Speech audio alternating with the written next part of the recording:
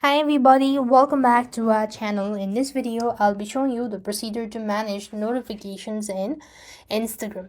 In order to manage notification in Instagram, you need to follow these steps.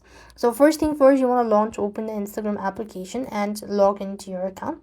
So once you're logged into your Instagram application, the interface will look something like this. So here, what you need is tap on the menu bar or the profile icon from the bottom right corner of your screen, and then tap on the menu bar from the top right hand side corner of your screen. Next, you want to scroll down and then you could find a notification section right in between. You could either go and pause all of them, or you could manually go ahead and do the steps in order to manage notifications in Instagram. So this is the way you could manage notifications.